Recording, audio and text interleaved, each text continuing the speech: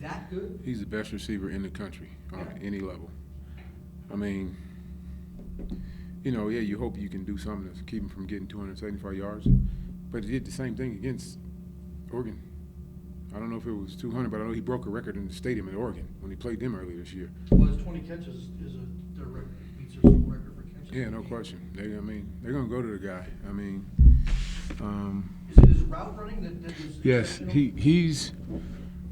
If you watch him, I mean, he's really canny about little subtle moves that make you think he's going one way, and he has ability. His feet are awesome.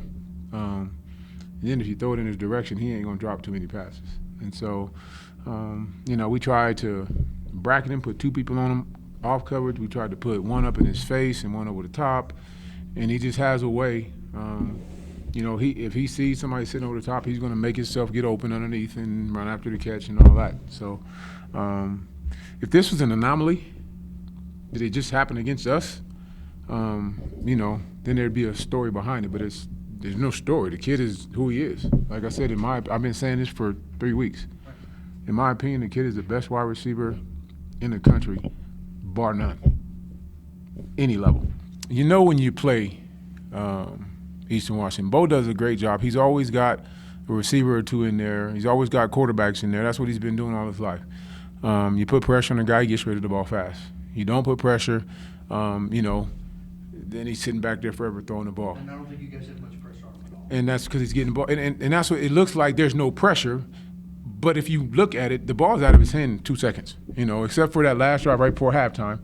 And that's what I'm saying. They have the ability to do so much, like I said, when you have a security blanket like Cup, when you know that he's going to get open, and even if he's not open, you throw him the ball, you got a security blanket there. Talk about the big playability that McCauley displayed today. We've been, waiting on Mikey Mikey showed it, last year on the scout team. He's always had that ability. He's been waiting to get him open, to get him going. And, he showed up huge for us today. And the first touchdown, Jacob just took a chance. He saw the linebacker's back turned to him, and he just threw it up, and Mikey went and got it, So we got a young ball club, man, and we're making strides. And like I told our guys, this is a part of the process. You don't like this part. You don't want to lose games. I don't care if it's the 107th worst team in the country or the 7th best team in the country. You don't want to lose the games. But when it does happen, you have to immediately start looking at the process in it all. Like I told our guys out on the field, it's easy to move forward when you beat a team in the last minute like at Sac State. It's easy to move forward when you beat a team like we did last week against UC Davis. Now what? You just went toe-to-toe. You lost the game in the last play of the game. How does that fuel you into next week? That's the sign of a team growing. It's easy to be okay after a victory. It's even easier to be okay after you just get blown out, like at Southern Utah, type of deal. They handed it to us. Now what? You were right there at the cusp. It came down to 5 seconds in the field goal. We let them get in field goal range, and they kicked the field goal. They won the game. They're there. It's like I told Bo at the beginning of the game. I'm trying to get to where you are, be able to come back, win games on a consistent basis, get ourselves where we can make plays in any situation. And this was a part of it. Our kids showed great resolve because, we easily could have folded the tent at 40-28. But they didn't. They kept driving. They kept going. And you see our freshman quarterback maturing every game.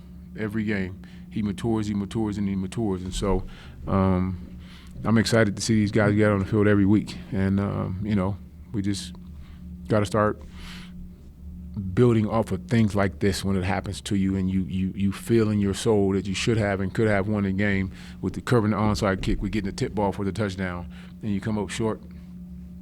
But that's where the whole psychology of it all comes in. How do you get yourself over that and move on to the next week? Really, I was messing around on the headset with John, our offensive coordinator. I was like, John, you're scoring too quick. And it happened to be after Ellis scores his touchdown, his punt return for a touchdown, because there's one play and the defense is back out there. And then Daggs come back and does the same thing, and then you're right back out there. And it's kind of like you want those scores that quick, But in a tight ball game like that against a offense like that, it puts some strain, on your guys. And like I said, our team showed great resolve today, just in the fact that we didn't load. We kept punching, and we kept punching until the end. And so, like I said, when we meet up tomorrow, we're going to talk to our kids about that, and that's got to be fuel, for the next game, because that's really all that matters is the next game. Let's go to the 2-point conversions. It's obvious you want to get 2 at that point to put a 3 behind. Yep. What was the call on the first one? Was that I mean, basically, it was a pass play. I mean, that's just we're trying to. I was right. So was it slanted? Well, we're trying to get. I mean, they basically came at us and Nip couldn't find the window. So, well, we got the penalty, whatever the case may be. It's pass interference, and so you come back in, you move a little bit closer, and we scored off that play last week, and so you try to go right back to it.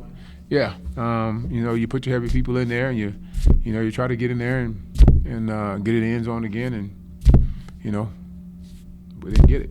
So like I said, I can sit here and be completely devastated about losing the game, but when it all shakes out, it's one game, and we got the rest of the season to go. We got a chance to definitely regroup, get down to Arizona, and win a game next week. And that's where my head's got to be. It can't be dwelling on woulda, coulda, shoulda. It's over. And like I said, I'll deal with it tonight and how I deal with it. But come tomorrow, I'll be ready to go. We're gonna watch this film, and we're gonna get our kids ready to go battle the rest of the season. You got up in the air. I mean, what were you thinking at 44? I mean, you're hoping you can get a push like we did on the first extra point. You can get a push, block it. We get Kyle Sloter in there because the other kid kicks the ball low, and we knew that. And so you put a 6'6" guy in there to jump and try to, get a tip on the ball, and he got it up. They brought another kid in, he got it up, but see, that's the thing. When you talk about championship teams, and that's why I said what I said to Bo at the beginning of the game. You find a way when you're on a journey and you're used to being there. It was when I was with Northwest Missouri. It's the same thing UNC had when they were in that groove and winning championships. You always find a way to somehow come out and win those games, and that's what I'm talking about when I say it's a part of the process. For us, because at Northwest we had one year we blew everybody out, won a national championship. The next year we're cardiac kids, kicking field goals, winning this. The same thing at UNC. Cardiac kids, you got Delano blocking extra points to go up, and this, that, and the other. And when you have championship caliber like they have, you find ways to try to pull things out in the end. And for us, it's a learning process for us. This is where we're trying to get to, and you got to continue to battle. Because, I've been telling our guys since I got here, we're not far off. It's just about understanding up here and playing for one another. Today our kids were playing for one another. We just came out on the short end of it. Now we have to let this thing help us grow so we can get to that level and beyond. Did you ever sense in the second half that your defense was tired? Well, I knew. Like I said, I was joking about it, but whenever you score that quick and you have a team that methodically can move the ball down the field, but I'm never going to turn down a touchdown. But you worry about that. You worry about, because, we cause them to punt the ball and you go return it for a touchdown. Like I said, that's one play and your defense is right back out on the field. And so they went right down the field and scored another touchdown. And so, yeah, you worry about it, and that's where your depth comes in. And, but at the same time, they start going hurry up to keep you from subbing on a regular basis and things like that. It's a part of the chess game. They're fast. They're fast. And you got 2 of them. You got to kick to one of them.